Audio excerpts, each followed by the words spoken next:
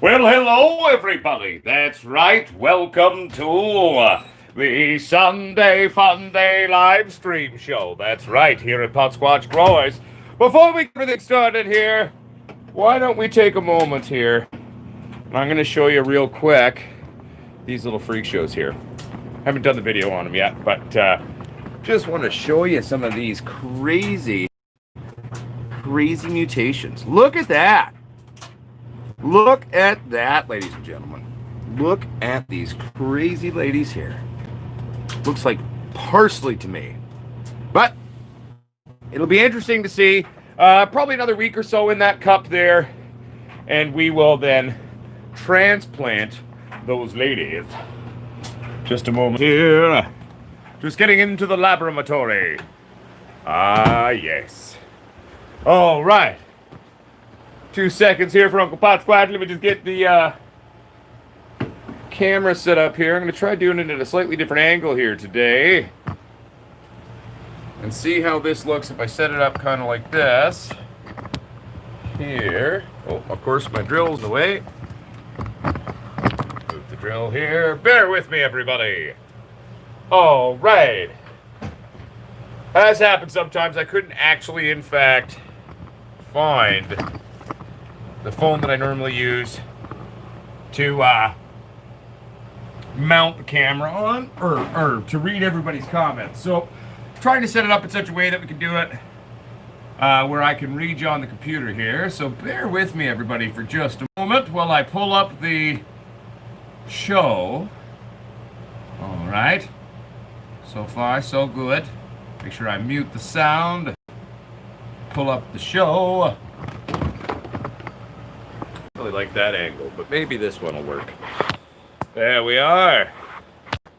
Maybe that'll be all right. We'll see. Bear with me for just a moment here, everybody. There we go. All right. Now we'll make this a little bit taller, and that should be all right. So there we go.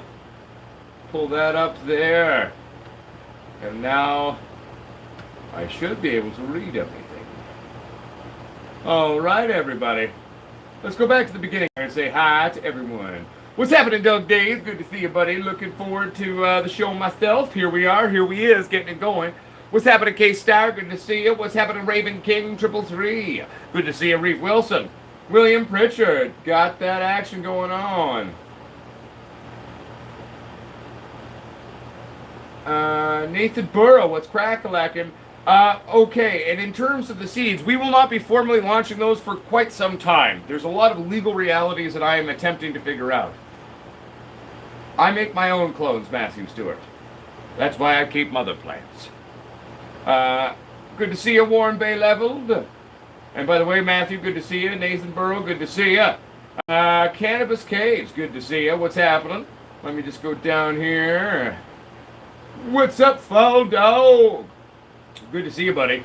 What's up, Jeremiah Sanchez? What's up, Mike the Civilized Squatch? Byron Hayes, Adam Hansen, good to see you.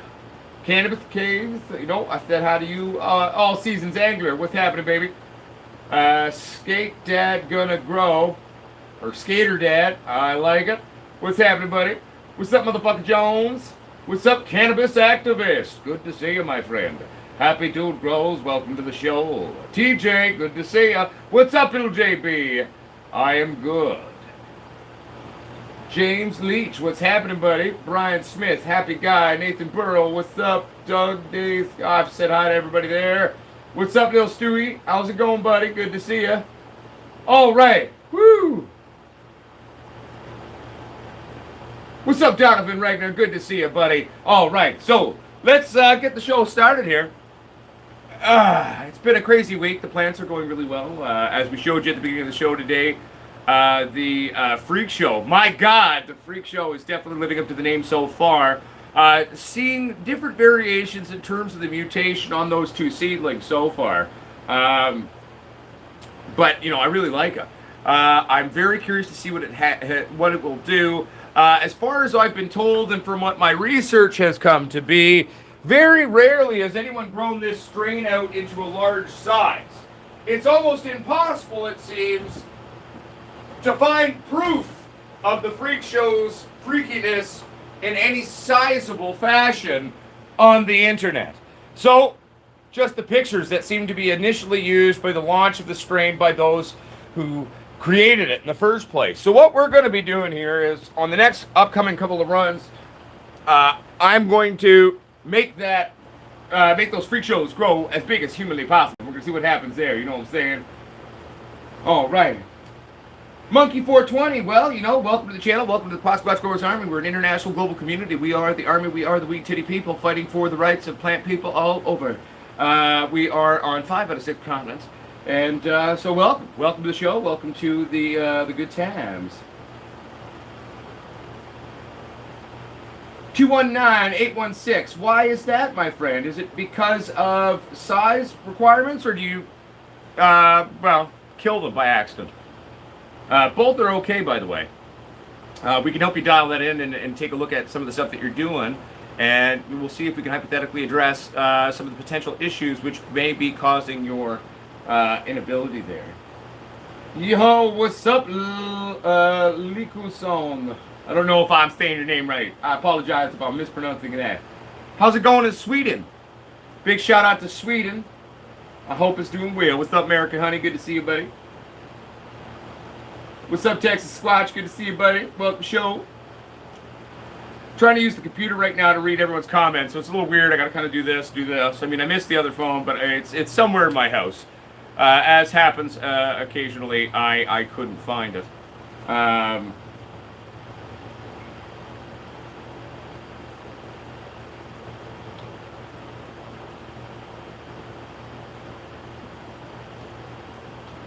What's up, Alex Squatch? Good to see you, buddy. What's up, Donovan Regner? Good to see you, buddy. Yeah, well, the joke in our household is that there is very much a black hole that seemingly follows me around, and shit disappears regularly in my world. And then it pops back up. I mean, I lost my car keys and house keys for the better part. Sorry, everybody. I'm just trying to get a slightly clearer picture here.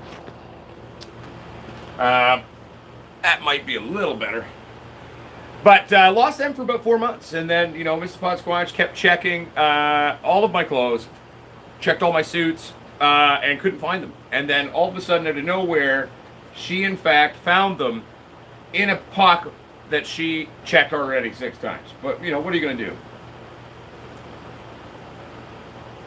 I prefer to call it more of a nuclear reactor, but I do give off a strong electromagnetism to it. What's up, Pacey Class? How you doing, my friend? LJB, good to see ya. Yes, LJB it is. CO2 is what your plant's breathing, my friend, so it's beneficial at all times. It's not like at a certain temperature the plant stops breathing, or else it would, die. Logan the Zero says, I recently tried my hand at 100% organics. The first time I'm truly embarrassed with my grow. That's all right, Logan. What were you doing? What was your approach, my friend?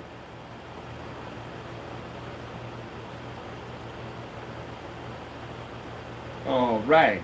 For those of you who are newer to the channel, newer to the show, the link there that Mike the Safer Ride Squatch is sharing is actually the landing page for our lighting brand. That's right, we're a very own lighting brand. Behind me, above my head right now, you see one of the, half of a double Squatch rack.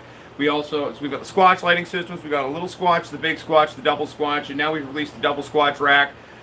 We will hopefully have the single rack option up soon. It's just been tax season in the States where our lights are built, and so Brett's been playing with the tax man, quote unquote. Hey, there you go, Quick Grow. It's a good name to have. What's up, my fellow Josh?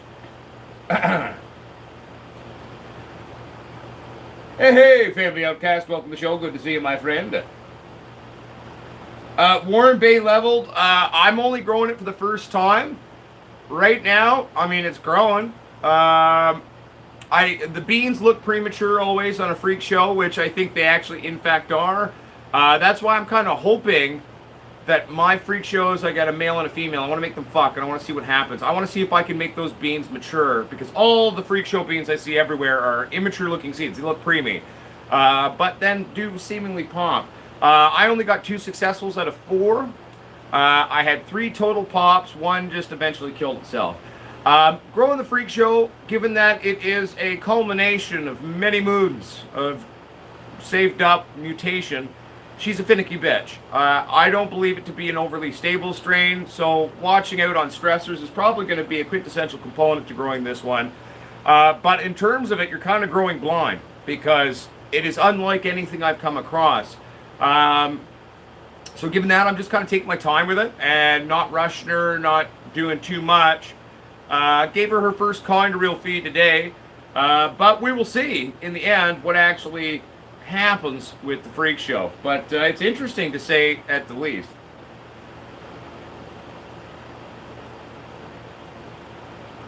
Yeah, Jeremiah Sanchez, I mean, yeast only stays alive for so long, so you just got to refill it. That's why you build your own, do it yourself, and you just wash it out, put some more stuff in, you'll be good to go.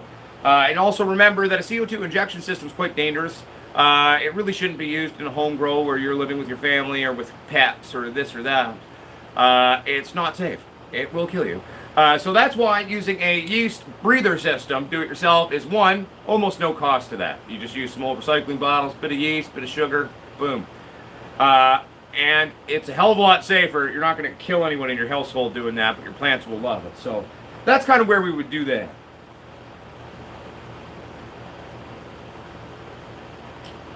Well, Reef Wilson, these days I don't use club soda. I just use carbonated water from a soda stream. So I will use that right up until she's done.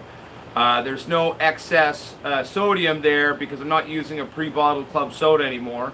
I went and bought myself a little soda stream. Your soda stream is your best friend. It is a bit of a chunk of change to get initially, but will save you money in the long run. And, you know, then you don't have to look really fucking weird when you go into the store and buy 40 bottles of club soda.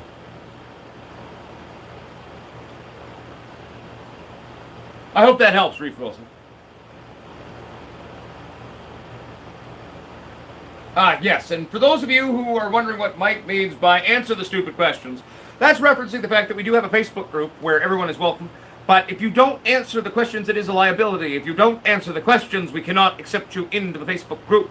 One of our moderators or myself will then have to find you on Facebook, send you a private message, which many people don't see, saying, please answer the questions, and then we will deny your entry. That doesn't mean you're not allowed, but if you don't answer the questions properly, we won't let you in.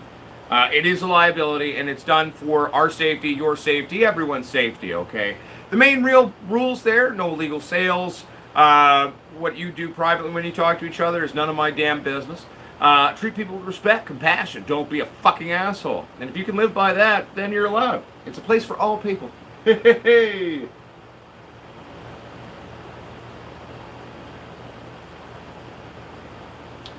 Yeah, you know, Jason Houlihan, just a smidgen of 3% hydrogen peroxide or H2O2 is a great thing that you can use in terms of, especially with older beans that are a little finickier, it could be a great trick to help to get them to pop and take off for you as well.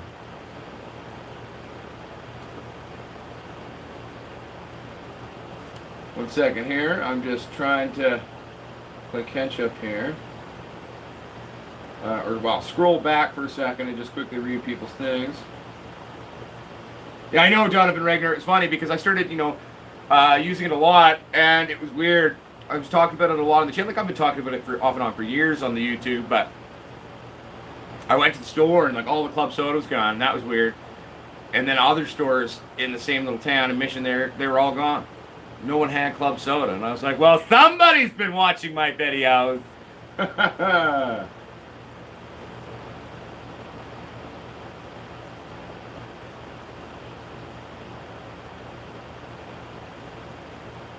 Well, 219-6816 or 219-816. I've never really made a beginning video. Maybe that'd be something I could do. Just kind of watching any and all of them, really, to be fair. I mean, there's a lot of specific videos that go out over specific things. But to start to put together kind of the generalized knowledge of just being successful as a grower, just, sit down, get stoned, watch my stupid ass. But if you have specific questions, though, you can either ask me. Another thing to remember, too, which is always very good, is that we have the Facebook group now. I'm not the only one in our community who's a very gifted grower. There are many of us out there with some serious chops that are part of our army now. So it's a great place to, if I'm not available, to find others who might be able to help you answer questions and to be successful and to move things forward. So remember to check that out if you're on Facebook. Now I'm going to go scroll back up. 1 second here. Bear with me. Okay, so Pacey class, a lot of people do have, it's called the Potsquatch Growers community on Facebook, my friend Cannabis Activist. Now, I am not one to be an advocate for systematic or a systematic feeding. What does that mean? Well, it means you know, at week 1 I do this, at week 2 I do that, at week 3 I do this, at week 4 I do that. Every cannabis is different. You can have clones of the same fucking cannabis, and in between runs, they will change in terms of their requirements. So I kind of freestyle my feeding, and have for years now. Now that comes in time. It can be scary, and I totally understand that can be quite a scary concept for some. It does get easier in time, and it will be a little bit less scary as you go. Usually most nutrient systems, their little guide is pretty good. Start with that and then play with it, you know. And if you're seeing nutrient deficiencies or other things that it needs, then, you know, adjust accordingly. Often, too, I will say that in the end, with most strains and most nutrients that I've ever played with, I usually feed a little bit harder than their actual recommendation usually is. I also mix products together from different lines that they wouldn't necessarily recommend you to do, but, I mean, in my experience, it's worked very well. What I'm referencing in particular would be the fact that I mix Medi 1 sometimes with their 3-part and other stuff. And when Green Planet, I was talking to one of their production department managers, and he's like, "You do what?" I was like, "Yeah, I do that." He goes, "No, it's not supposed to be like that." I said, "I don't care. Rules are made to be broken." And the way I look at it is a guide on a nutrient bottle is simply more of a suggestion to give you a rough understanding of what they think about their newts. And then you as the grower can then come in and have your own 2 cents on the best way to use them.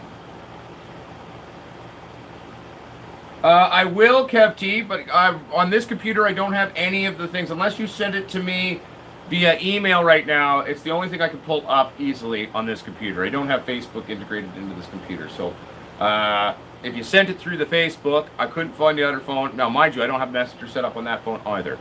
Just the one that I'm using to host the show. So if anyone has any pictures that they'd like me to take a look at, send it to potsquatch420@gmail.com, and we can take a look at that during the show for you. Pacey class, thanks for answering my question.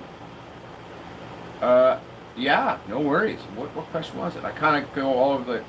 there we go. Yeah, no worries. So Pacey, again, that's just the best way to approach it, my friend. In my humble 2 cents. I'm doing well, Kent Rath. How you doing, my friend? Good to see you. Thank you for coming to the show, and thank you for being part of it. You know, Jeremiah Sanchez, you can totally do that, but you got to remember, too, cannabis in its inherent basic nature requires very little feeding. However, to get maximized results, to get maximized yield, to maximize potency... Fuck, who's calling me during the show? Adam, you tit. You should know I'm in a show right now, you little... Oh, Adam. Someone text Adam, please. Tell Adam Uncle Potsquatch is in a show. And Adam, you should know that. I'm not actually mad at you, by the way, Adam. It's okay. Oh, yeah, no, that's fine, Jeremiah Sanchez. Unless the spelling is really wrong, I'll be able to follow what you're saying. I'm doing well, Kev. But if you want me to take a look at those during the show, send them to the email quickly, buddy. Raw power, I don't really pay attention to that. My prescription is 10 grams a day.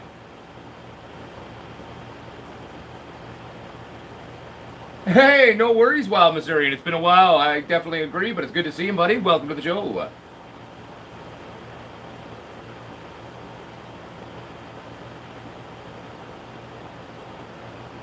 Jose Canela, well, veg starts once the seedling window, I guess you could say, is done. The seedling window, to me, doesn't end until the plant actually starts showing aggressive nodal growth. What does that mean? Well, you've got 4 or 5 layers of nodes. You've got segmented branches actually going into their own now.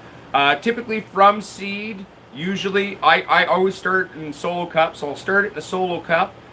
How long do I keep shit in solo cups? Let me think about that. Usually 3 to 4 weeks, and then I'll transplanting it. So then I'll count my veg window basically from transplant then. I like my starting seedlings to choke out a bit. I like those bottom nodal layers to start self-cannibalizing. I like them to get root locked. Why do I do that? Well, every time you transplant, okay, you're increasing your end roots. More roots, more fruits, okay? So when it's in a solo cup, though, it's like a controlled grenade when you go and plant that into its next pot, okay? So simply put, rock and roll, that's my 2 cents on it. What do I think about stimulators? Like, as in something that supposedly gets you more high when you smoke? I think it's all bullshit. But if that's what you mean. But, I mean, whatever. I mean, hey, it's a lot of stuff, in my mind, it's kind of more of an old wives' tale. I've tried a lot of the things like, ooh, eat a mango and it will do this, and bullshit. For me, if I want to get more high, I just smoke more pot. I'm a simple man. Do you mean stimulators? Well, there's no such thing as a plant stimulator. Do you mean adding in like PGRs, plant growth regulators? I'm against synthetic PGRs. If you want to have easy access to sugars and all of that, if you mean stimulating the plant by making easily accessible energy, etc., I mean, I'm not against that, but I guess it depends on exactly what you mean, brother. And that's at you, Raw Power, there. No, Stewie Parkins. I refuse to do the hippie start. I think it's a waste of time. I want to germ my plants. I want to make sure they germ, and then I'm not wasting my time. Plus, watching how that seed pops in paper towels, doing something like that, is the best way to get to see the first glimpse into the genetics of that plant and the personality of that plant to see what it's going to do. I know a lot of people do, I guess, what you call just now the sort of the hippie start. I think Gazzers does that a lot too. Do you do that, Gazzers, or am I imagining a memory? I don't know if Gazzers is in the show right now.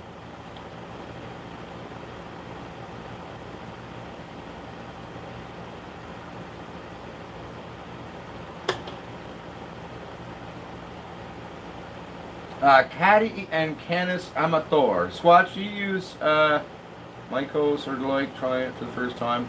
Do you mean like micro soil? I mean the dirt I buy comes with it in it.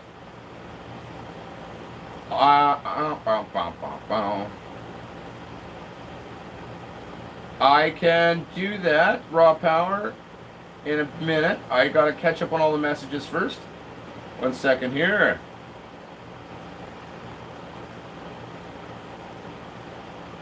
Oh yeah, I use molasses, I use brown sugars, I use a lot of different things at different times. I really like to play with my feeds. I don't like doing something the same way all the time. I get bored as fuck if I do that. And I'm a big advocate of one of the most important lessons as a grower to learn is the true grower is a forever student. Always keep learning, keep your mind open. There's always something more to learn. And, you know, at the end of the day, that's what a true grower is, right? So by doing things a little different every time, by just sheer randomosity of experimentation, you're actually expanding your knowledge by getting more hands-on experience in terms of that.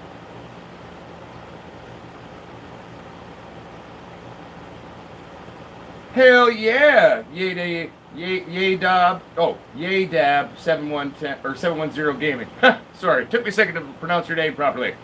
Well, I really do believe in our tech. Our big squatches crank like a bat out of hell. So do the little squatches, so do the double squatches. And the double squatch rack, I really feel is going to be a real big game changer for a lot of people as well. And it has a lot of more versatility in terms of application, for example, in terms of greenhouses and stuff. That was one of the things that we did with the racks design, was to also make it perfect for being a supplementary system to add into a greenhouse. What's up, Keith and Chief? Thank you very much, Keith and Chief. What's up, Byron Hayes? What's up, baby boy? Shout out to you back. What's up, real? Salute to you, my friend. What's up, the infamous Johnny K? Good to see you, buddy. How's things? Did you shave your beard off? I saw your post on the Facebook that you were going to shave your beard.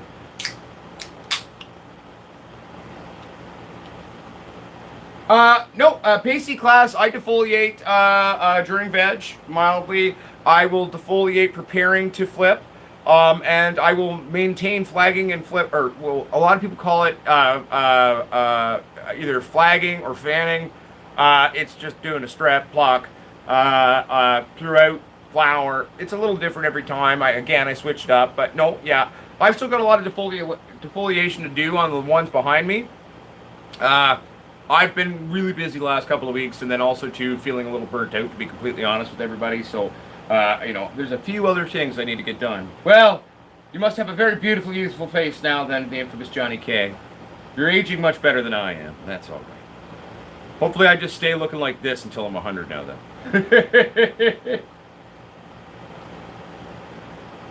What's up, OG Quan Shinobi? Sup with you, buddy? What's up, That Guy Channel 2? Good to see you.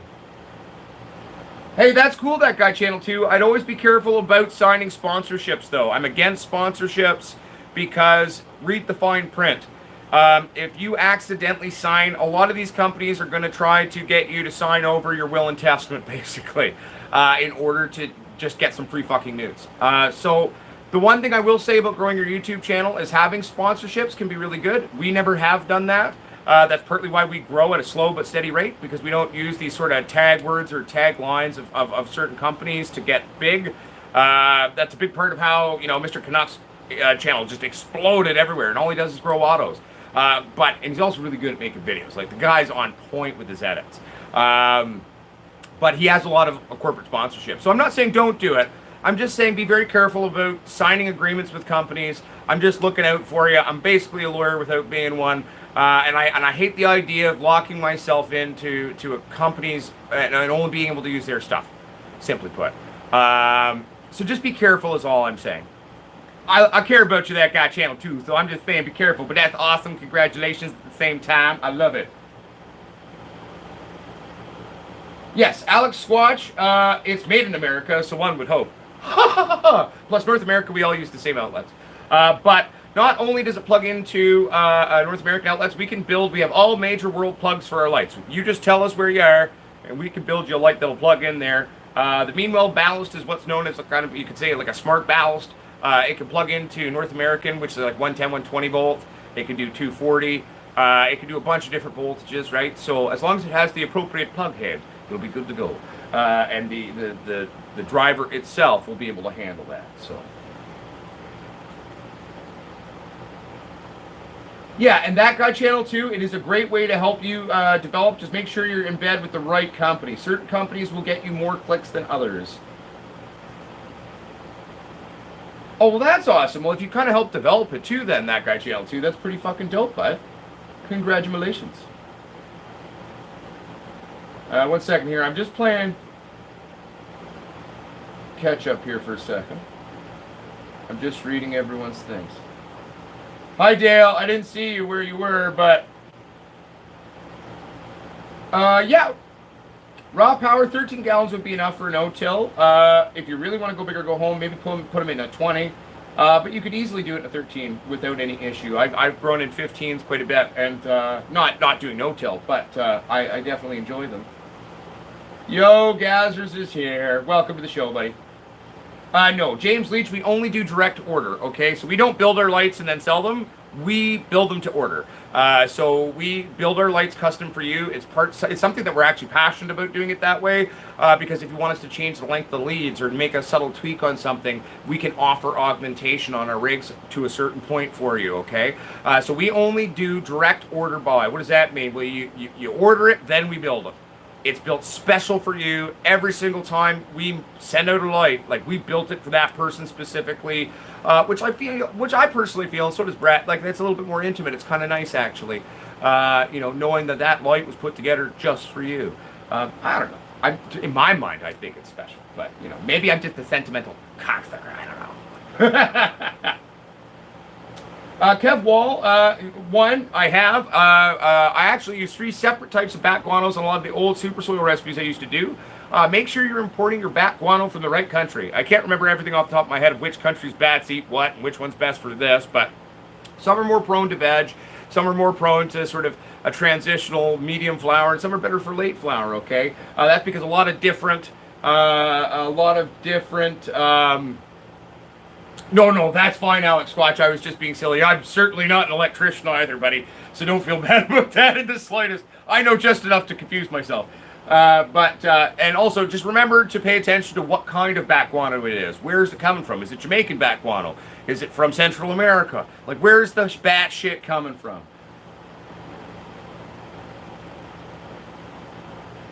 Yes, Alex Squatch. There may be a bit of room left to turn it up on with the way it comes out of the factory. I always crank mine shit, but that's kind of me. Brett's a little bit more conservative with tech, and he's like, oh, you know, if you turn it down just a smidge, it'll add longevity. I'm like, nah, this thing will run for years anyway. I wanna hit it hard. Work 10 all the time. But that's just me, you know. I'm a special kind of stupid. Oh, my God, I must have looked even more horrid in 144p. Jesus. Oh, easily enough, LJB. Easily enough. If anything, slight overkill potentially. But not in a bad way. Like, it'll kill. It'll be a good thing. Oh, Kev T, man, you should hear me when I start drinking, bud.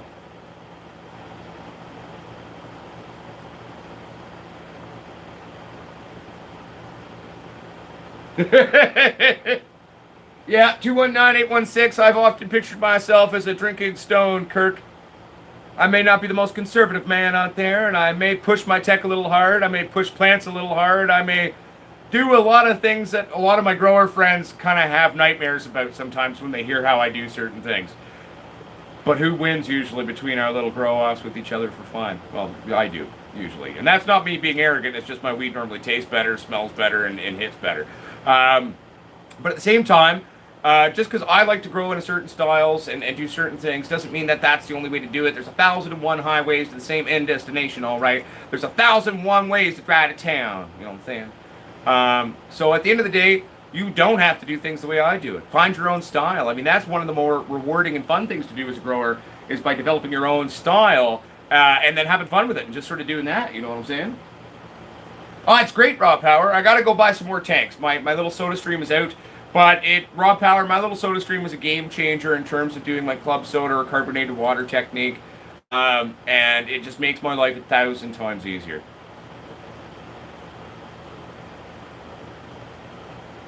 Yeah, I know, Gazzers. But the fact is, Gazzers, you and I have been both doing this so long, and so is Dale, and so is a lot of the kind of more veteran growers in the community. And let's be honest, we're all going to think our pot's better than the others. Almost always. It's very hard for a veteran grower to admit someone's pot's better than theirs. And we genuinely usually believe ours is the best. And that's just subtle ego. And that's okay. Even I have it, right? I try my best to be kind of humble. That's why I don't really do grow-offs or anything like that. I kind of think it goes against sort of the spirit of stuff. And I don't really feel the need to compete with people. The biggest competition is with myself as a grower, I think. And that has to do with both yield, final finishing, and experimentation. But so I'll go with this statement. My pot will stand and go toe-to-toe with anyone's.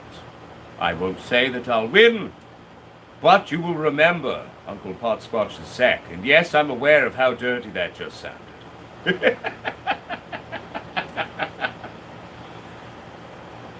You know, a lot of people ask me about the Korean natural stuff. Maybe one day. That's not for me. I mean, if anything, I want to bring back my super soils and doing some of that stuff on the channel back before I would do that. Caden Crooks of District Records actually has been doing some experimentation with Korean-style farming. We were actually just talking about it, funnily enough, 2 or 3 days ago. So he's been playing around with that for a while. So we'll see how that goes. But you know, I mean, I'm always open to everything new, right? It's just, for me also, too, I'm producing my medicine, right? So I got to make sure I get certain things done. But when there's a bit more budget for me to buy some extra toys for the channel and do some extra stuff, right now we're working really hard to get a bunch of things going for everyone. So once that's a little bit more set up, I really do hope to start expanding the how-tos on the channel and doing kind of special nuanced experiments or this or that for all of you, because at the end of the day, that's part of the fun, both for me and for you, I think. And so just know that I'm always going to be doing my best to really, you know, bring out some crazy good content and fucking around with shit. I mean, one thing I really want to bring back is the super soils, man.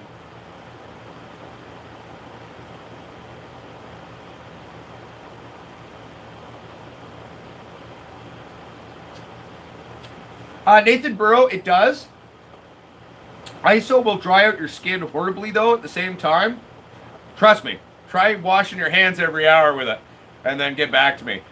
We actually have developed our own hand scrub that works better than ISO. It is the most effective hand scrub I've ever used.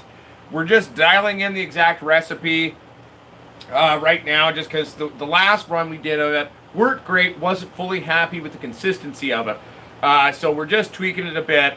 That actually is going to be available for market fairly soon. And it's going to be Uncle Potsquatch's Magical Harvest Scrub. And it will be one of the most effective things you've ever used for cleaning your hands. Not only that, it may be the best. And also, too, it's not just for pot. Are you a mechanic? Do you get grease on your hands? It'll clean that shit off, too. All right? All right. It's going to be great, though. And it's really easy going on your skin, where ISO will dry your hands out and they'll get so dry. And if you've got sensitive skin, they'll start to crack sometimes and other crap will happen.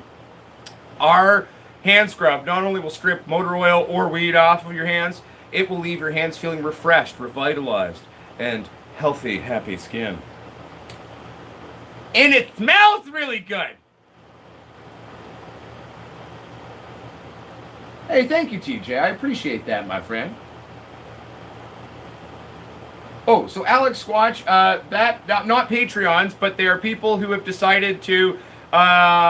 People fought me for years on this and resisted it. We finally enacted memberships a while back. All the content's still free. I was really against it in one sense because I didn't want to create like a segregation or a hierarchy. I'm more Potsquatch than you. Well, fuck off. You say that, you're not even a Potsquatch. Like, I mean, it's for all people, right? But many of you out there kept arguing for a long time with me, and you finally won the argument. So we started up a little. And the reason why the 3 tiers that exist is that's just what people asked for. Some people were like, hey, I just a basic little one, like, it's less than a price of a cup of coffee a month. That's sort of step one. I think the other one is Canadian. I think it's $10.99 or something like that. And then there's like an Uber one, which a couple of you wanted, so we did that.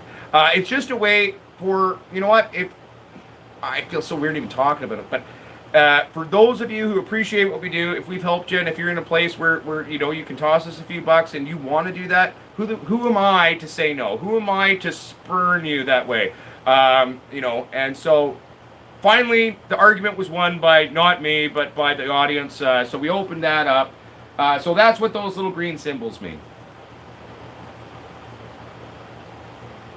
That's crazy, that guy channel too. I dig it though.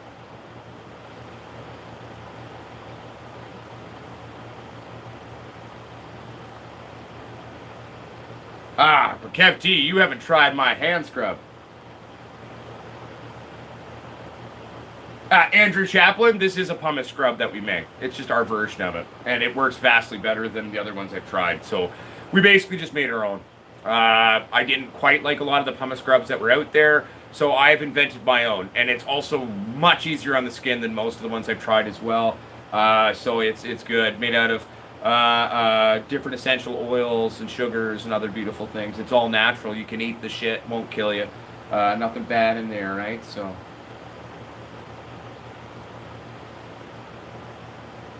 Hey, thank you very much, Cookie Spasmel, too. I appreciate it. 1 second here. I think I'm falling behind there. 1 second. I'm trying to catch up. Do I have a microscope? No. I just have a jeweler's lamp that I use for checking my trucks. I'm doing well, Ganja Wizard. How you doing, my fine friend? Here, 1 second here.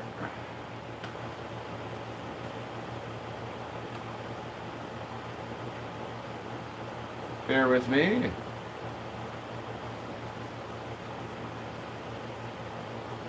So I actually don't know what you're talking about. So I'm looking up Mikos for you right now. Japanese divinity thing. I don't think you mean that. Let's try Mikos plants. Go. Bear with me, everyone. So the great thing about having the computer here is it's fairly easy for me to kind of pull up things. Like if I don't know what you're talking about, I can look it up and give you my opinion. Let's find here.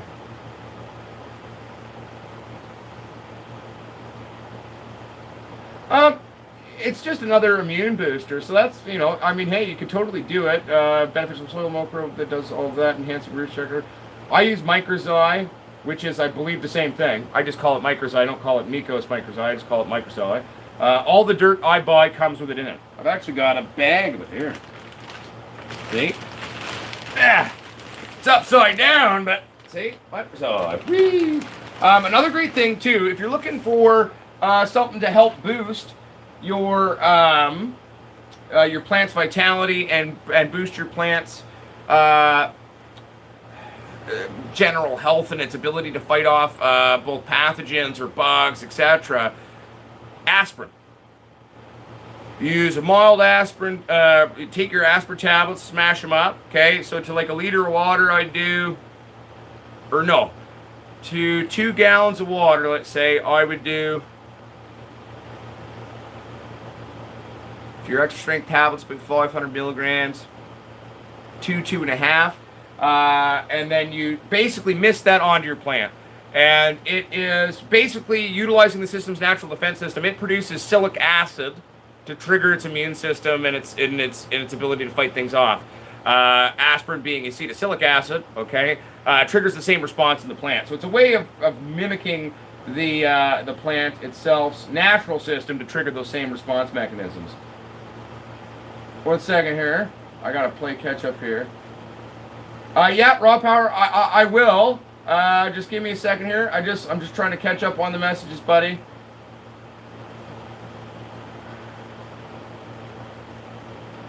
One second here.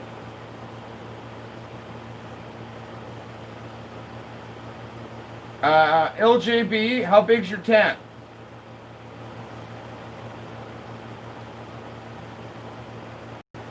Microzyme works really well because it functions as an extension onto your root systems, okay? So what microzyme does, let's say these are your roots. It's like adding on a whole nother set of roots in a sense, to put it very simply. It functions as an extension in a sense. Think of it like your brain. If you were able to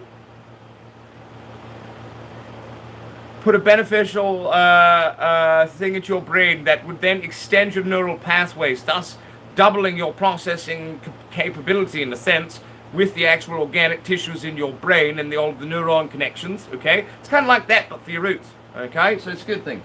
More roots, more fruits.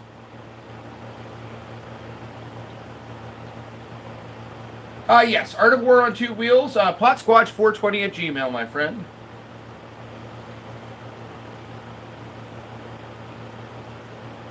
What's up, Ganja White Mike? Good to see you, buddy. Welcome, and you're still in trim jail. Hey, better than normal jail. What's up, Boom Boom? How you doing, buddy?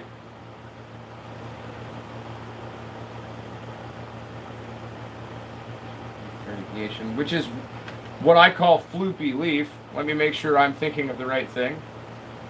Irrigated plants. I've always called it just floopiness.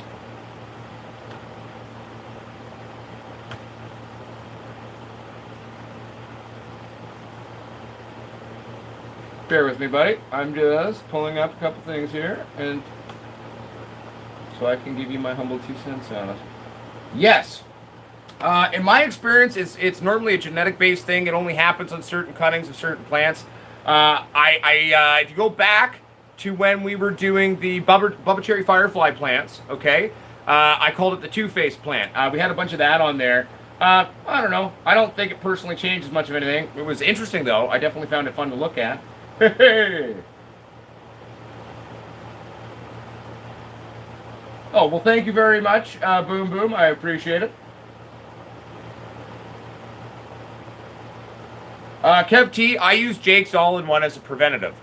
Jake's All-in-One used mildly is a perfect preventative. It instantly kills all PM. Let's say you got a bunch of PM on a plant. You spray it with Jake's, it's dead. Like, it's just done. So typically, that's what I do as a preventative. And I spray down my rooms with Jake's. It can function. It's all natural. I use it as a room spray. I use it in a lot of different ways. Plus, it kills bugs too.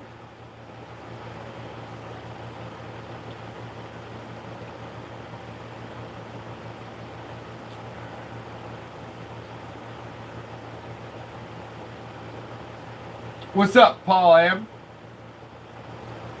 TJ's. I'm trying my first 45 watt grow. If that encourages anyone to try to grow, and it's all about starting somewhere, right? Like you should have seen how I started teaching myself. I'm a self-taught grower.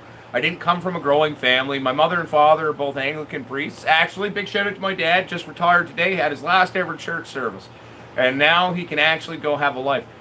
So congratulations, Dad. Big shout out to you on that one. I'm actually helping him and his friend to start their very own podcast. I will be on the first couple episodes also just to help them kind of get that all going. It'll be talking about world issues, serious things. My father and I are pretty similar in a lot of ways, and he likes to drink too, and he swears. But he's got a beard even bigger than mine, so, at least there'll be something common there for you to check out.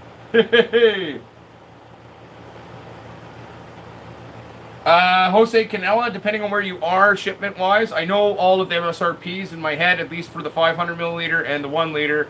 I think I know what the 4 liter is. I'm pretty sure I've still got a couple of 1 liters and some 500 milliliters and some 4 liters on hand at the moment.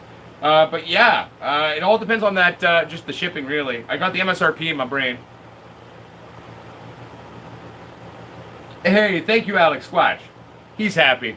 I think he's glad that the service is over. I was like, oh, you excited for your last service? He's like, I'll be honest, I think I'll be happier when it's just fucking done and I'm at home having a drink. I said, well, I get that.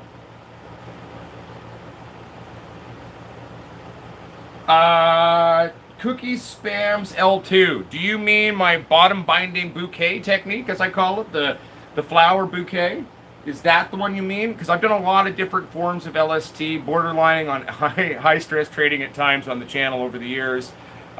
Depends on which one you're referencing. Do you mean the one I'm using right now?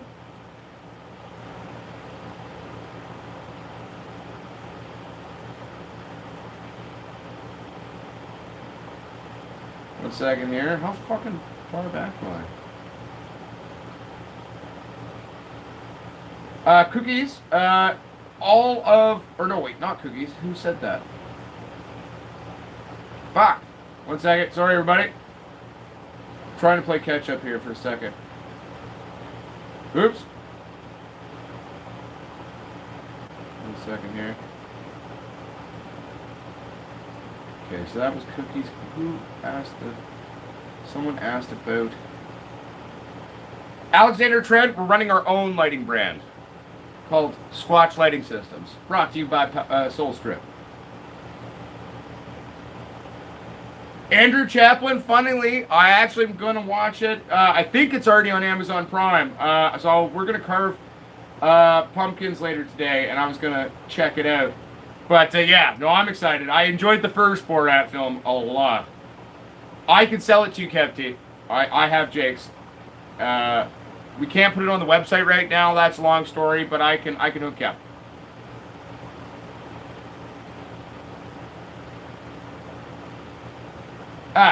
So the bottom binding bouquet technique is my version of a very common technique in BC growers. Certain schools of growers out here in British Columbia, BC Bud, baby, a lot of them do that. They normally couple this technique with stunting their plants and keeping them very short. I actually do the technique the opposite, where I stretch them out and get them a little bit bigger. But it works both ways. When you do it the short stunty way, you can get these giant singular buds, which is cool and all, but you actually get more actual weight doing it the way I do it than you do it doing it their way. So where you might make these massive rock hard buds that way, you get more weight this way doing it, and they're still nice and dense all the way through, even down to the bottom. And what is it the Americans call it? LARF. No, LARF. I like that. Combining certain techniques with our lighting systems, that's how you get away from LARF, buddy. Yes, Nathan Burrow. Sorry. Okay. Bear with me here, everybody.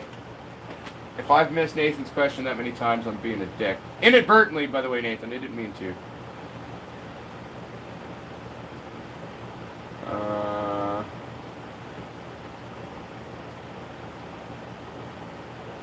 Bear with me here. What's up, Pirate Troll, Bumpy Porn Star Johnny? Okay, I'm just trying to find your question, buddy. Who do I contact for my light spec squatch? You never mentioned anything at the checkout. Well, all the specs are on the website. Or do you mean saying like the plug option? Well, typically we do check. We do check where it's going, right? So like if we're sending one to the UK, we'll build it for the UK, right? What specific specs do you need, Nathan? Okay. 1 second. Hey, you know, I'm a fetishist. I definitely like to tie the ladies up, you know what I'm saying? Your fungus gnats are not being killed by the peroxide or sulfur or anything. Beneficial nematodes. OB1 funky. Beneficial nematodes will destroy and decimate their population for you.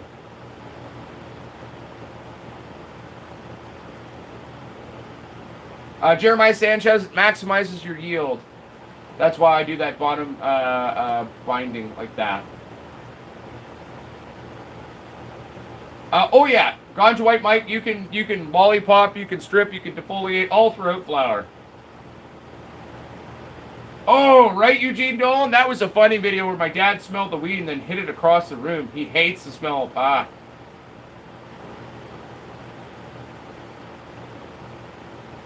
So cookies, that's my version of of other colloquial techniques. I often don't like techniques fully, so I will learn how people are doing it, and then I'll make it my own, because I always have an opinion. Yes, Raw Power, I will pull it up, but there's 100 people in the show right now, and it's hard for me to go check it out. So, but here, let me see if I can do this quickly for you, Raw Power. B52 nutrient. I believe it's advanced, she said. Go. Advanced nutrients, B52. There it is. Pull it up. B52. I can already tell you that it's a secondary add-on. It's not a primary. But let's see what they say about it. Bear with me here.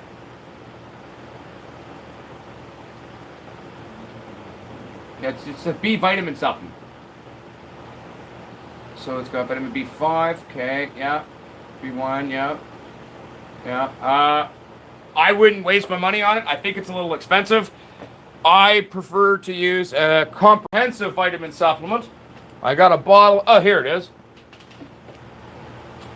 For my vitamin needs, I typically go to this. I use VitaThrive from Green Planet. And we're not sponsored by them. This is me being honest about what I like to use. And this has all my secondary vitamin requirements in there, typically. I mean, if you wanted to go get B52, it's not going to hurt anything. You could even probably use it in partnership with this. But at the end of the day, yeah, so this has got vitamin B1 in it. It doesn't have the B5. So the one you're asking about has B5, which is where this one only has the B1. So I mean, yeah, so it will have a better vitamin B comprehension than this would. But I mean, at the end of the day, it's a little pricey. And at the end of the day, a lot of these secondary products aren't really required, okay? They will push a little bit and this, that. That's why I'm slowly playing around with like a lot of Green Planet secondary products to see where I feel they really fit in and if it's actually worth using them. One of the secondary products that I really like from Green Planet, because I typically use their products, I like their resin product. VitaThrive is obviously another one. Here's the resin product here that I like to use. That really gets your plants nice and sticky. I like to use liquid weight as well. Let's be honest, liquid weight is more of a glorified sugar supplement, but you know, it's good. What else do I use? Occasionally I use a bit of their humic acid, which reduces the stress of nutrient uptake on your plants. Is there anything else of theirs? I mean, obviously I use their ProCal, we all know that. There's a bunch of other ones they make that I haven't had the chance to play with yet. I think on this run in here, one thing is, even though they're ghastly expensive, like really stupid expensive, like the 1 liter, 60 or 70 bucks, I think. But their bloom booster, which is basically, you know, the potassium dump into the plant. I think we're going to play with that this time. maybe go buy one of those. Potsquatch420@gmail.com is not an invalid email. You must be typing something wrong. Unless you're in a country that hates Google. I don't know. Raw power, it all depends on how it's been sourced and created, whether or not it would be something I would deem organic. Two-part, definitely over Medi 1. Medi 1's only really good for vegging your plants and early transition. It is not a... They say on the bottle Medi 1 can take you through the whole life cycle. I respectfully call bullshit. It does not work the whole life cycle. It is not enough to take you the whole way.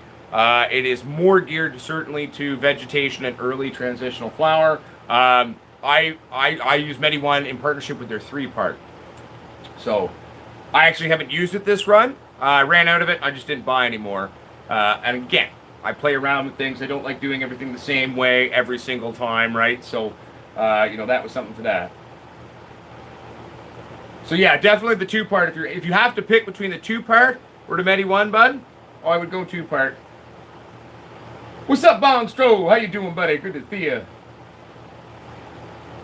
Yeah, right. Ganja White Mike. That's another one of the ones I want to play with. I've never played with any of their bloom boosters, but I'm looking forward to it, though. Whoops. What am I clicking wrong here? Damn it. It's all right. I'm used to using my phone, so it's easier to scroll up and down. That's the one thing I prefer about using my cell phone is I just do this.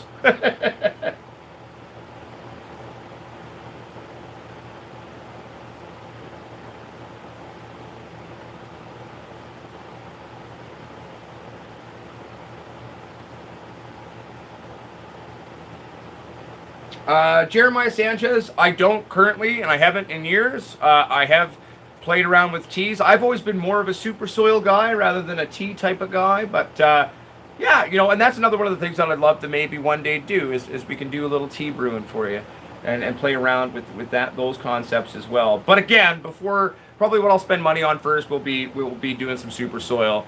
You know, the great late Subcool. Recently passed away. Well, not that recently, but recently enough. And you know, reading his initial article on super soils and his concept of super soil was a very formative thing for me as a young grower. I played around with it a lot in my earlier years, so it'd be something that'd be one since he recently passed, as well as I like doing it. It's fun, and it's a fun concept, super soil, right? Just water your plants, right? So yeah, I think it'd be fun. I'd like to do that next for everybody. Yes, Andrew Chaplin, I am on Instagram. We are Potsquatch Growers on Instagram. If you see a balding, bearded asshole, then that's me, and you found the right place.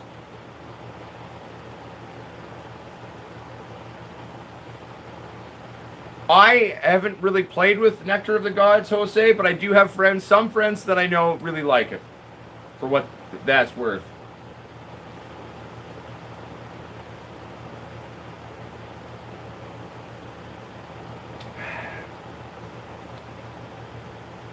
One second here. I'm going to see what Wi-Fi my phone's on right now. There we go. We still there? Sorry about that, everybody. I'm switching to the non-5G network, which has slightly lower bandwidth, but we should still be good, but it has greater penetration, just in case I pop out for a smoke.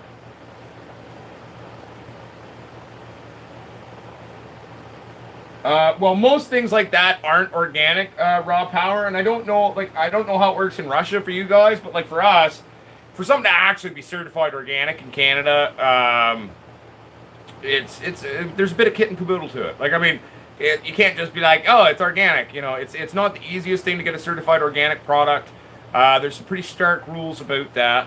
But also remember, too, just because something's not necessarily organic doesn't mean it's some evil thing that's filled with chemicals that's going to kill our plants or some shit. So, okay, is it still running on this one? No, it is. Okay, so it's still running here. It's just being glitchy on there. No, there we go. Sorry, I'm just checking. I'm just playing around. I'm switching networks there for that. I've never tried House of Gardens nutrients, Mariano Arroyo. So I've never played with them before, so I don't have any 2 cents on them. Whoa, that's a lot of roaches, Johnny Summertime.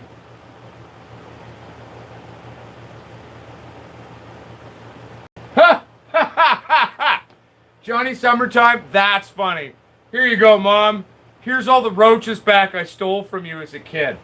That's fucking funny, man. Yeah, Jeremiah Sanchez, I'm basically a witch. Well, here, yeah, let's show you some of these plants. I mean, because, yeah, they are fucking getting big, eh? Like, just really filling out. I mean, I've still got to do all the defoliation back on these plants. There's still some defoliation I got to do through here as well.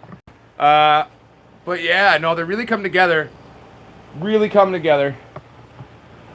These two here are Hindus. I think the other 6 are all pinks. But the one thing I remembered, which will be kind of fun, all right, is that in fact the plants here, I took some cuttings right when we were doing the training on them last time, and then before I knew it, I had rooted a bunch of cuttings and forgot that some of them technically came off of what we discovered was actually in the end Pink Bubba. So I actually think we've got 3 strains growing right now. So we've got Pink Kush, Pink Bubba, as well as the Hindu Kush there. Where's my darts? Hi, doctor. Yes. Here, 1 second, everybody. I grab my darts. And then here, maybe we'll show you the freak show after my smoke. Just a moment here. What's up, everybody?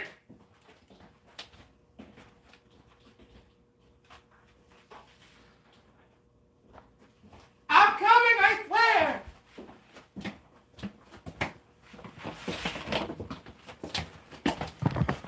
There's a lady in my house!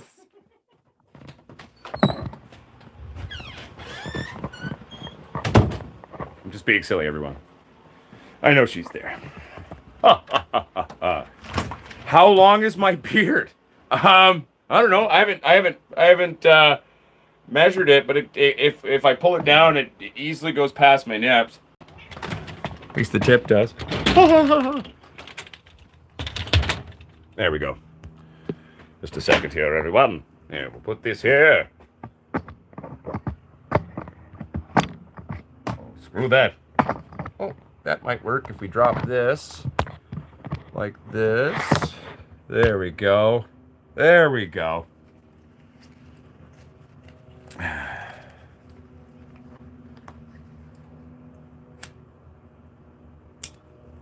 Okay, so NIMS 39, I've already done those experiments. It is possible to utilize a feminized bean to eventually make a non-femmed product. It just takes a hell of a long time. Remember, it's going to be a slow-going process, and you're going to have to work very hard to selectively breed getting males back into it. Totally possible, takes a long time. Because 5G is no different than 4G or 3G raw power. It's all the same shit. They all function at exactly the same wavelengths.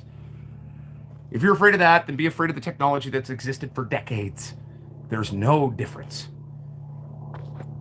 I'm not telling you to go hump a 5G tower, but it's only when they're cranked past capacity that it's really dangerous anyway. Everything will kill you on this planet. Don't freak out. Everything in moderation and live your life.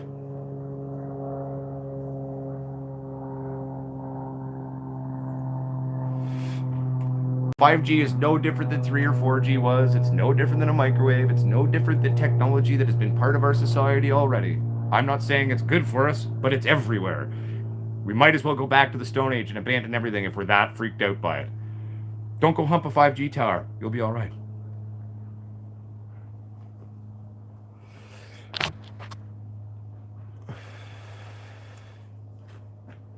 Oh, everyone get off your conspiracy theories silliness. 5G is not killing us. It is no different than all the cell phone towers that have already existed.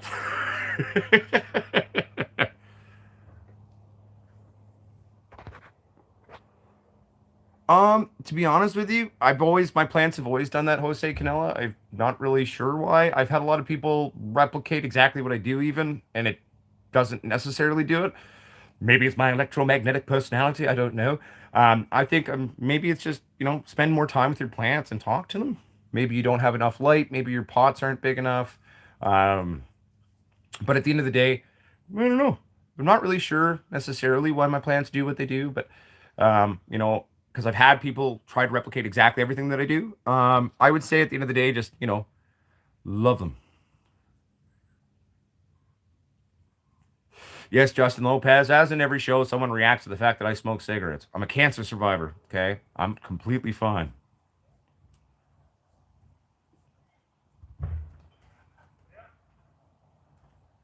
Yes, but Art of War, you can also read what 5G tech actually is. And so, really, the whole fear of 5G is not really founded on anything.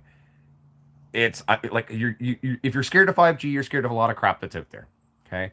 And at the end of the day, yes, radiation can be harmful to the human condition. So's the sun. Okay. Everything will kill you in this world. We live in a world of processed foods and technologies that weren't designed for our safety. Okay. But I mean, I also live in the woods. I don't even care. But like, but at the end of the day, I'm just saying everything in moderation. If we all end up growing a second head or this zombie apocalypse happens from 5G, come find me in the woods and I'll apologize, okay?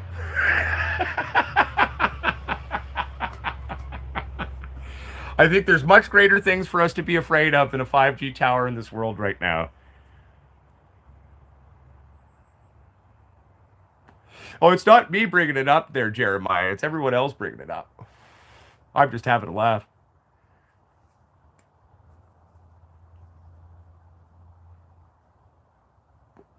See, what's my favorite BC seed based seed banks? I don't have any.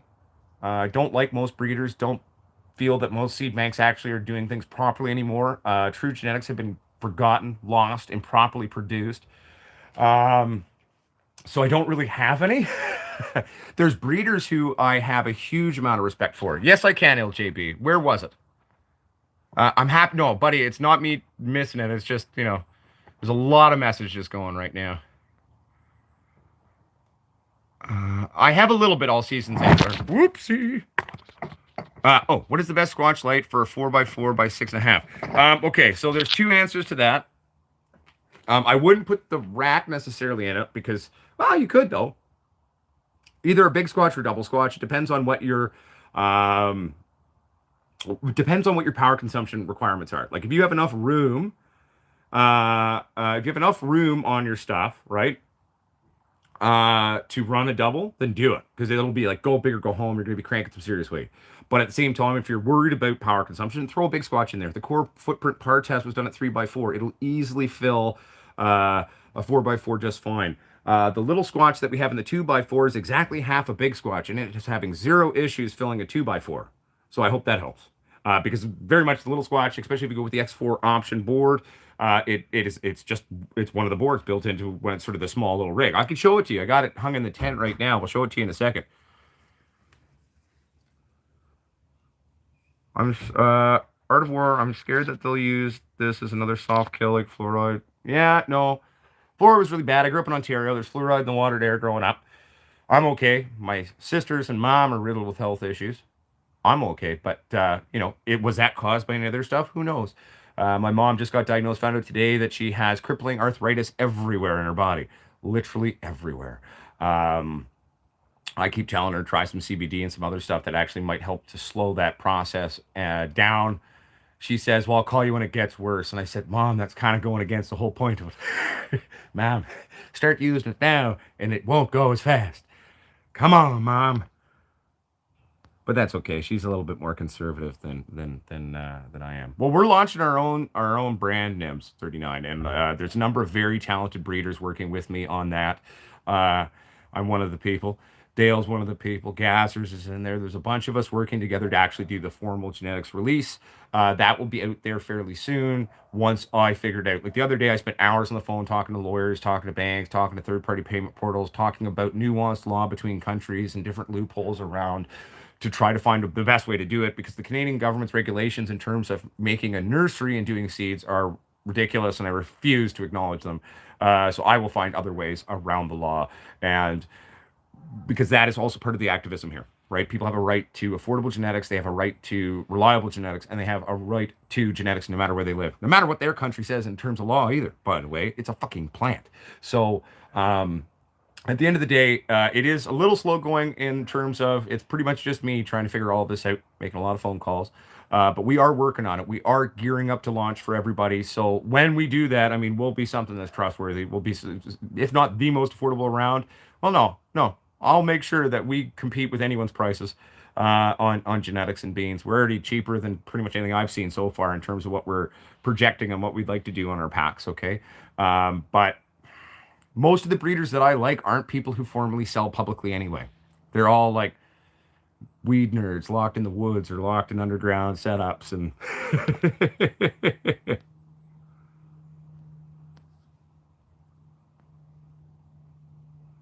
Andrew Chaplin, well, they aren't my genetics. I was gifted them by Dale, who got them from another person.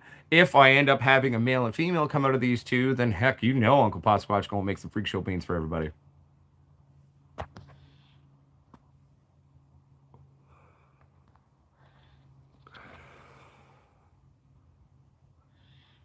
Oh, it's not DJ Drew 24V. It's just every few shows someone brings up 5G. No offense, it's usually raw power. And again, we're this is also just kind of a hangout and a good conversation time between all of us. Okay. So at the end of the day, I have no issues if some people want to bring up some stuff and talk about that for a little bit. That's fine. We are stoners, right? Like, it's not like stoners just sit there and stare at the wall. We smoke pot, then read things. So, it's okay for us to address a few things. And I'll give you my humble 2 cents on shit always. So, but yeah. Whoop. It's a little warmer in here. I got foggy, everybody. Oh, yeah. Whoop. For those of you wondering, right now the temperature's a little high in here. I've been running the dehumidifier because my AC is currently being a bit of a wonky dick. I need to take a look at trying to fix the AC. And worst case scenario, I have a backup that I can switch out on it. But right now we're sitting a little high, much higher than I normally like. It's 31 degrees in here, relative humidity of 53%. There we go. Whoop. Now I gotta clean these stupid glasses. There we go. 1 second. Woo!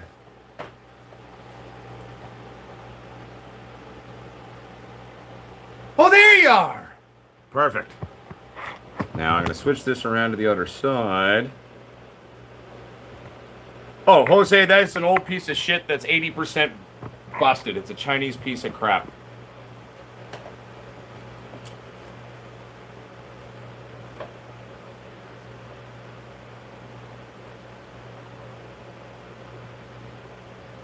There we go.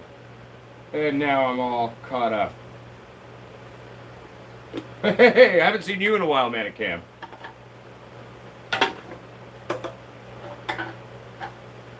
Raw power? I'm not talking about 5G with you anymore. If you'd like to have a personal debate with me sometime, I'm more than happy to call you, and we can debate all day about it. Okay? That's enough. Stop. Respectfully requested by the guy whose show it is.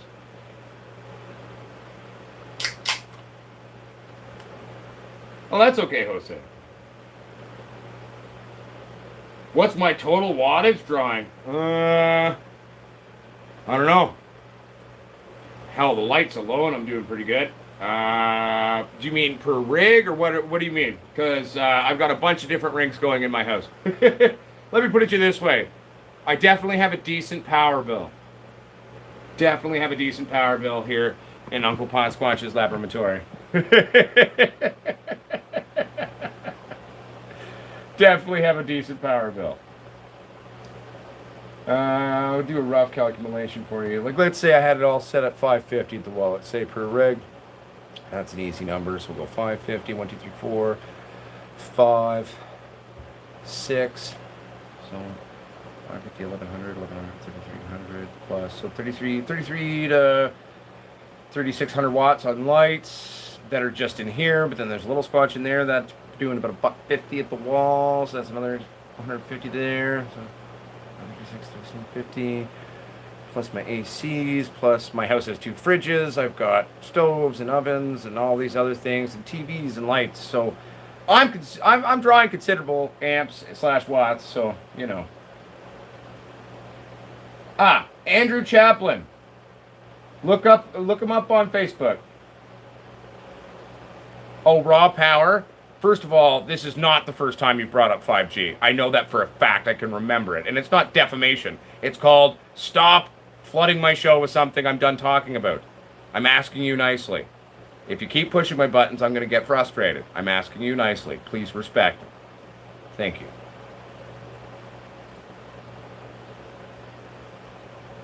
Oh yeah, don't worry, Jose Canella. I'm sick of the world of hybridization too.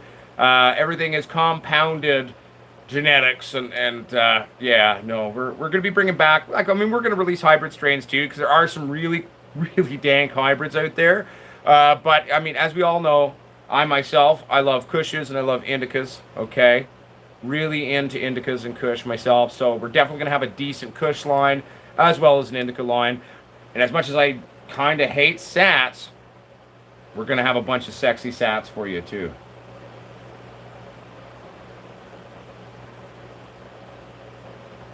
Oh no. The great thing about Canada is BC Hydro is never going to send you a complaint about you spending more money.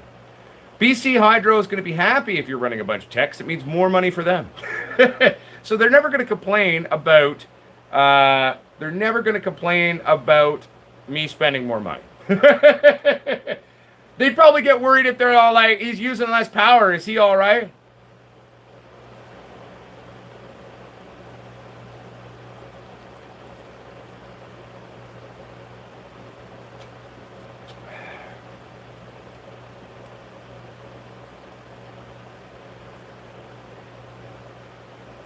Matrix exposing truth. How many beers do I drink? Well, I don't really count, but I can easily put away 15 to 24 beers a day without even looking at them. Easily. Raw power. You're on timeout now, bud. I love you, buddy. You're my friend. You're on the show, but right now you're pissing me off, bud, and I'm just being straight the fuck up with you, bud. You're starting to frustrate me, bud. There you go, bud. When you're off timeout, stop fucking bringing it up, because you have brought the fuck up. Thank you. Long story short, let's get back to the important show. We are a cannabis channel. We talk about the cultivation of cannabis. So,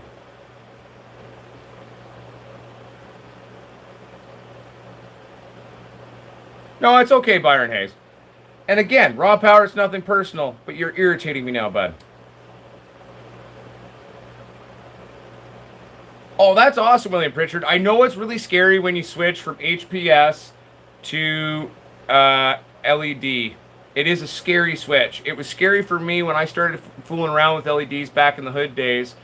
And the fact is, LED, when I started playing with it many moons ago, the tech really wasn't there.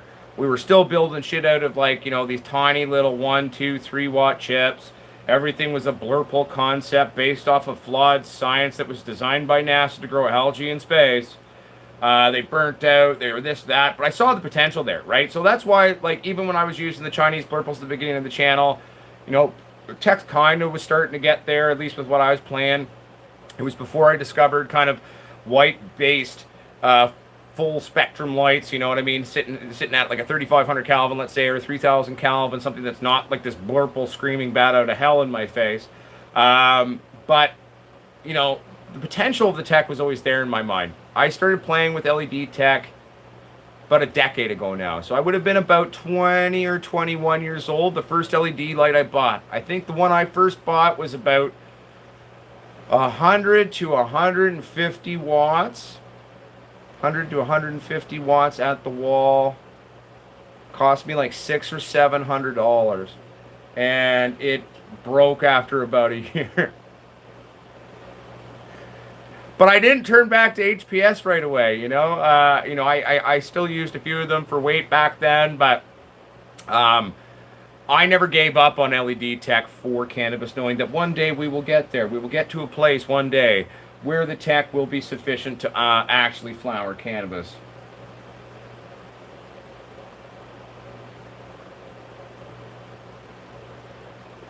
Oh, I tried to hack us, but we're back, everybody. Don't worry about that. We're back now. Not sure what happened there, everybody, but we're back. I apologize about that. Let's see here if this gets back. There we go. It was probably just a tech glitch. But don't worry, everybody. We're back on. Everything's still going. No one needs to worry. Do not panic. No, Jose, it wasn't your phone. It's just things got weird on my end. Yeah, so Joshua for Life, what happened on my end is somehow the actual live stream crashed. It was just gone. And it went to my YouTube homepage on my phone. And then I was like, what the heck? And so then I clicked it, but instead of bringing me back to hosting the show, it was actually trying to play the show. So then what I did is I just went back into my live stream from the back end and resumed it there. So I apologize for that, everybody. We're back. It's not you. I don't think it's the UFO. Who knows? Let's blame my electromagnetic personality. It was probably just residual built-up frustrations. The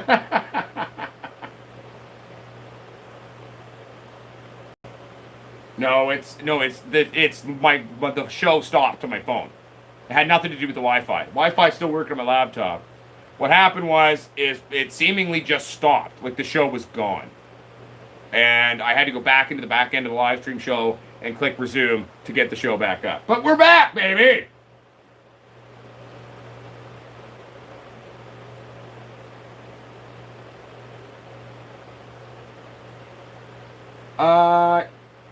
Yes, but DJ Drew too. If you don't have like a pHing up and down kit, totally fine.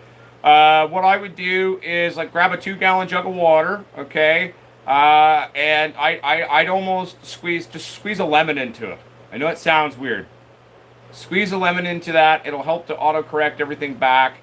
Be testing your runoff though. So if you ever want to know, like pH in proper, right? Then test your runoff. So monitor the pH of your runoff on that if you are having pH issues. I'm a big fan of keeping it simple though. Squeeze that lemon in there, buddy. I mean, for soil, my happy place is a 6.1 to 6.3. Not that I ever pH anymore. I don't. But if I were to think that way, a pH of 6.1 to 6.3 is my happy place. But I'm a dirt guy. I like dirt, man. I'm into my dirt. There's a little cocoa into my stuff, but yeah.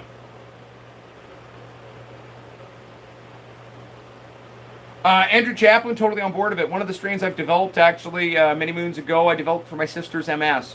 It's called Sasquatch. It's 22% CBD and 16 to 18% THC.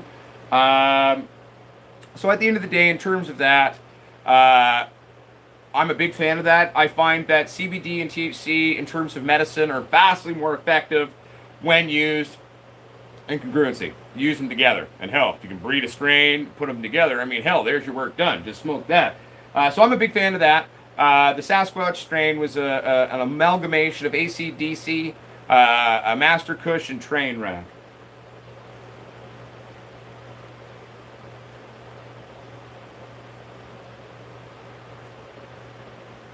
Yeah, I'm the same way. Art of War on 2 wheels. When I get mad, I crash internet cable. I freeze people's phones. Computers glitch and crash. Lights flicker when I get really mad. Yeah, no, weird shit happens, especially when I get mad. Or happy. Happy does it a bit too, but usually it's more when I get mad that shit really fucks up.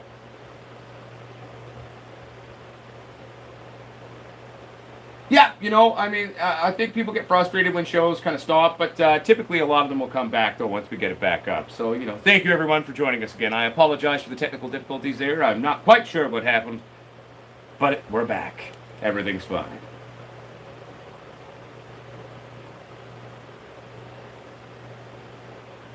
Yeah, so Jose Canelli, you could totally do that, but you got to remember, though, when you first cross them, you're making the first cross, F1. It's just the initial part of breeding that. Okay, and now, after initial crossing, there's a number of different things you can do to approach doing that. Like, for example, if you want to keep that same male father plant and reintroduce that. But remember, every time you reintroduce that male plant, you're going to be watering down the mother's genetics. However, if you find a male from that first cross that has the desired traits and a female that has the desired traits, that will be a more even Steven mix as you continue to stabilize it out. There's a few different ways to approach it. All have different outcomes, and you do that for different desired traits. But yes, you simply put, you can totally do that.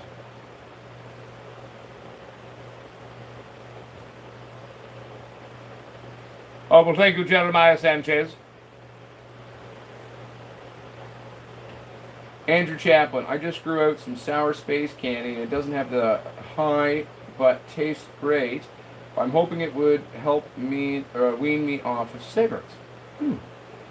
Interesting. I mean, at the end of the day, too, I know a lot of people that I know have even fully replaced cigarettes with just smoking joints.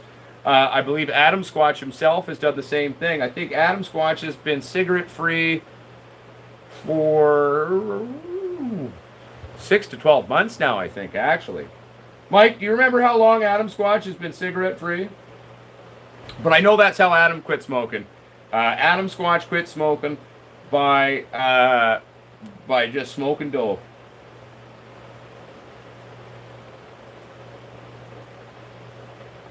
Nice one. Are you working on trimming those, man, at Cam, or?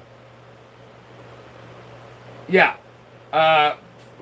For me, flavor and smell are more important than potency. Oh no, I have to smoke another joint that smells so good and tastes so good. Oops. Where, even if something has crazy potency, to me personally as a grower, as a medical patient, as a medical grower, as a breeder, flavor and smell are vastly more important than potency. Potency you can fix quite easily with a little selective breeding, but getting that right smell, that right taste, that can be hard to do. So at the end of the day, that's my thing. Where did the sunflower come from? Oh, she's just right there. Her name's Daisy. Daisy the sunflower. It was actually Mrs. Potsquatch's sunflower. She was growing was growing it, but then she had to go back to work, so I started taking care of it, transplanted it, put it in here with the weed ladies, and she's doing well now. That's Daisy the sunflower.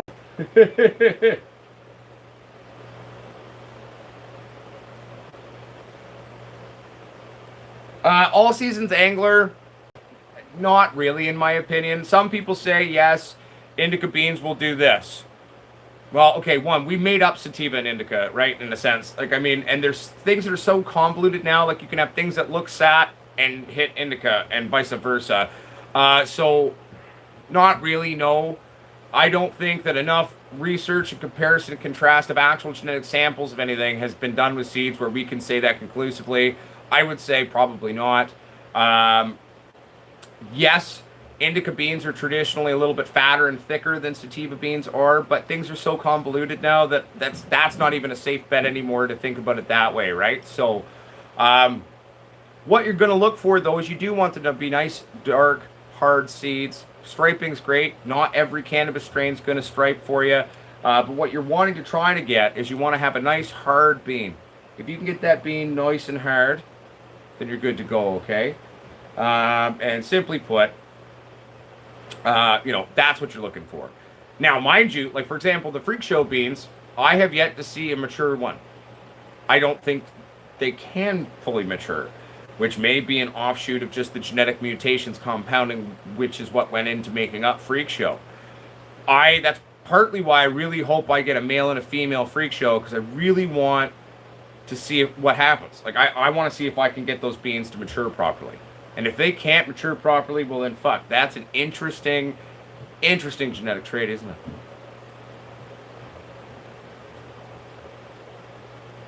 Oh, for sure. And Andrew Chaplin, in terms of CBD, it's non-psychoactive. It's not going to get you all high and fucked up, right? So definitely a great option for someone to do for that.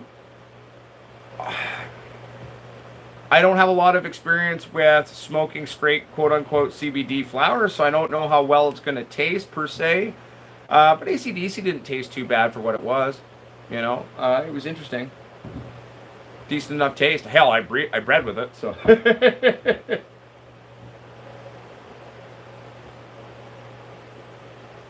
Oh, and I'm sure they may, Dale, but my point is I have yet to see an actually mature Freak Show. And the one thing I can determine about it is no one's ever seen one. No one who's ever grown Freak Show has seen the beans come out matured properly. So that's where I'm just curious about it. Like I really hope that one of those goes male and one of those goes female, because I am ever so curious to see what actually happens. I just want to see it for myself, you know. First come, first serve. I want to physically look at it. You know what I'm saying? Oh, well, thank you very much, Andrew Cashmore. I appreciate that, my friend. Uh, James Leach, there's a lot of great indicas out there. If you want something that's going to smell and taste like crazy, old school bubblegum indica, okay? It literally smells like double bubble and tastes like double bubble. You haven't lived until you've taken bubblegum indica buds and pressed it into rosin and then smoked that fresh, beautiful rosin. Oh my God. It is one of the most divine, like if you smell and taste it, you will think that I've added terpenes to it to make it smell and taste that way. One, I would never add terpenes to anything. It's cheating. But at the end of the day, it is pretty astonishing how tasty bubblegum indica can really be.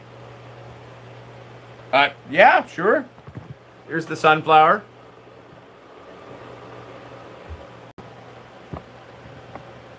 It's just in a little pot like that. Doing her thing. Daisy the sunflower.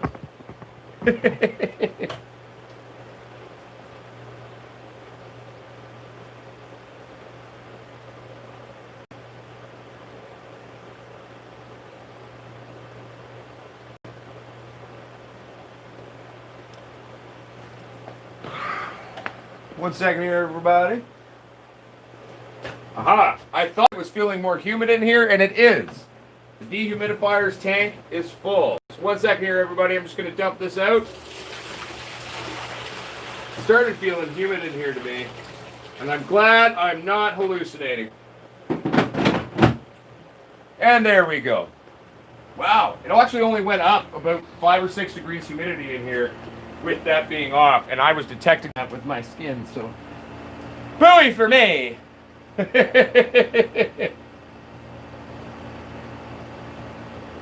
Well, you know, Eugene Dolan, the cool thing about sunflowers, now I don't know if this is true. Yes, in cannabis caves, that's exactly what I was about to bring up. According to Gazzers and a few other growers that I've talked to, I don't know if it's true. I don't know how it would work. But as the story goes, when it comes to sunflowers and cannabis, and sunflower being a companion plant, supposedly, I don't know if it does, but I'm open to it. It accentuates terpene profiles and helps your terpenes to fully mature, develop, and be all that they can be. Is it true? I don't know. If it is, how does it work? I don't know that either. But there are many within the grow community that believe and swear by it. I will let you know what I think. But it's an intriguing concept, though. But Lieutenant Dan, you ain't got no legs.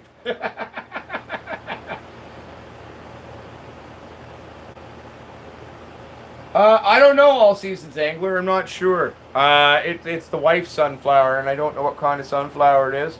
I just am growing it for her.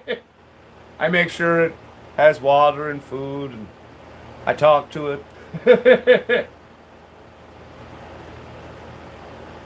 Yeah, you know, Jose Canela, I have to have a dehumidifier sometimes here, especially going into the wet months here, which is, you know, we don't really get a lot of snow necessarily, but we do get a shitload of rain here in British Columbia where I live. So having a dehumidifier is quintessential to any size of real setup other than just doing a basic little tent.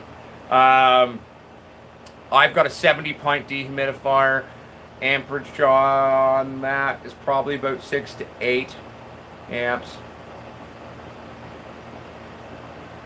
The one I use is from a company called TCL. It's a TCL 70-pint dehumidifier. Works great. Had it over a year. Really does its job.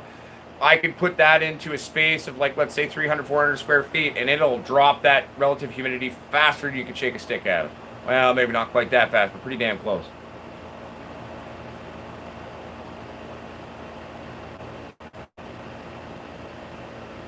Yeah, Jose, I'd buy the same thing I have. If you can get TCLs, it seems to work really well.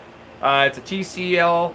I know Noma makes some decent ones. My ACs are Noma. Now, mind you, my big AC seems to have killed itself.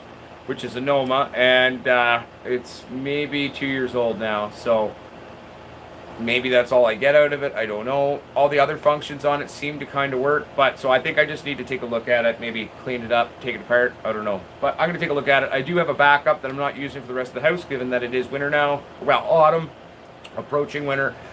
So I at least have a backup that I can use in here if I need it. But I will attempt to fix it. I mean, I'm not an electrician. I'm not an electrical engineer. I'm just handy enough to fuck shit up. And the light is turning on. That vacuum, and unless I unplug these lights, that breaker's gonna pop. But luckily for me, I was in here just as it kicked on, and it usually doesn't pop for a couple of minutes, but that'll free up the breaker so it doesn't pop for it. So there we go. Yeah, most KJ38, most dehumidifiers, the water comes out totally safe to use.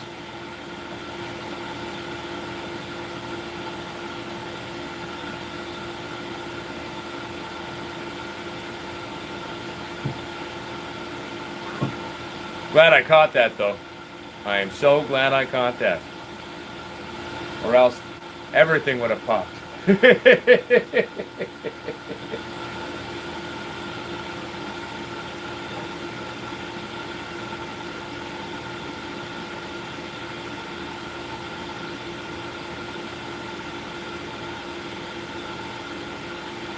Well, you know, and at the end of the day, too, right? I mean, if you're pulling out excess moisture out of your water, using the water for something rather than just dumping it out, well, that's just maximizing the energy you put into the unit itself to pull the moisture out of the air.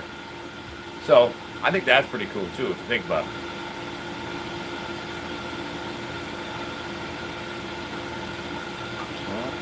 Let's see. 1 second here, everybody.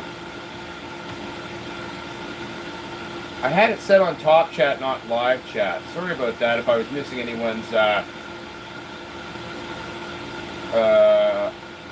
here.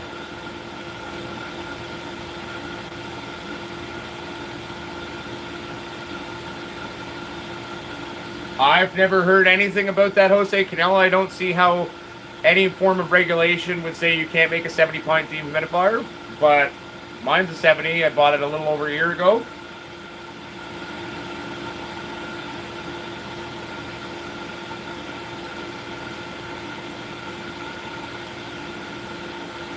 I don't know if I've seen that actual specific documentary, but I think I have seen at least snippets of stuff, kind of what you're talking about. It is very interesting. Oh man, you know, scissor hash or the finger hash from the harvest, man, it's definitely a special thing into it of itself. Usually looks kind of like shit, but smells pretty good.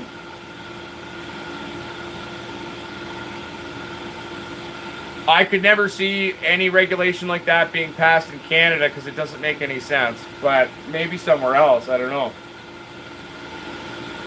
Who knows? Maybe bringing in the 70-pint dehumidifiers will become a booming business. But I can get dehumidifiers bigger than that. I can get dehumidifiers that are so big that it will take most of the power, and the power where I live will go. So I don't see that being a thing. But that's just me. You know, man, at Cam, the one thing to remember with that is it takes patience, but you can get there and you can get her done, buddy. You know, it just takes a little bit of patience and know what you're looking for. Know what you're looking for.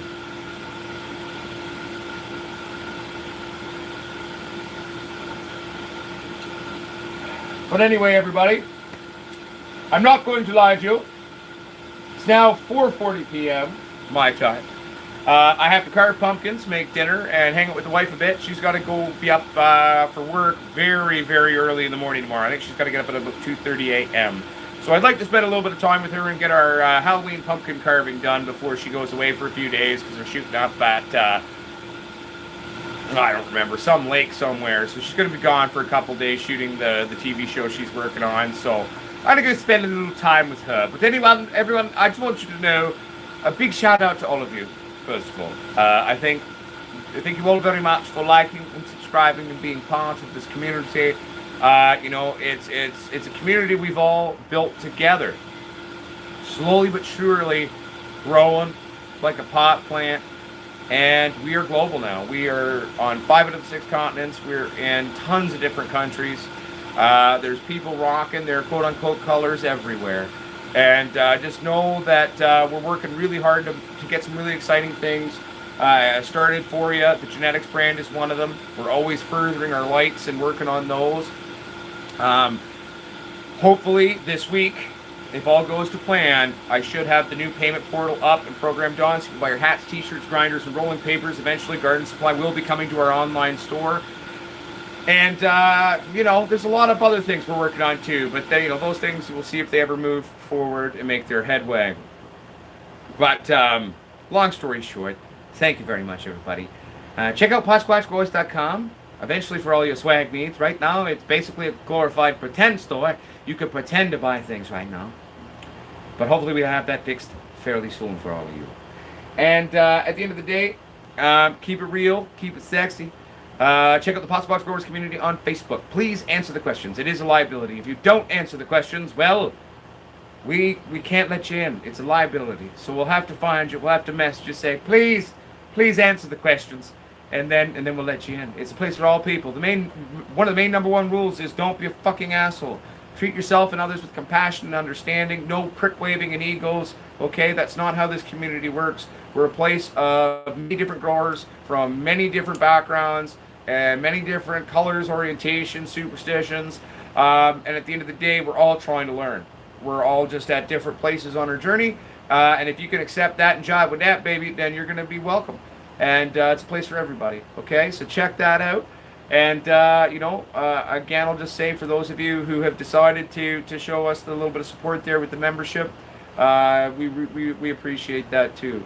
So anyway, keep it real, keep it sexy. Much love, everybody. Uncle Potsquatch loves you. And, yeah, remember, well, I guess we can do the classical time. And remember, the true grower is the forever student. The true grower makes educated, stupid decisions. The true grower isn't afraid to take risks. Also, too, to the new growers out there, one of the best things you can ever do is just read. Remember that a lot of the crap on the internet sometimes is bullshit, so, you know, read and then talk to people. And then, if you're ever in doubt on something, go try it out. Teach yourself, and see what you can learn. But anyway, everybody, thanks for tuning in. It's been another great Sunday show. I've really appreciated it, as I always do our time. We'll be bringing you the next show on Wednesday. Updates on this week 1 of flower will be this Thursday for this run.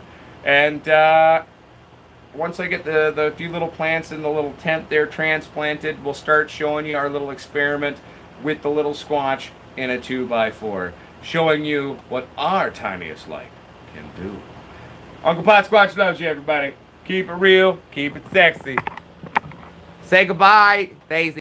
Goodbye, everybody. Say goodbye, weed titty plants. Well, I'll say goodbye. I mean, the rest of them are over here. And fuck you, bitches. But anyway, peace out, everybody. Peace.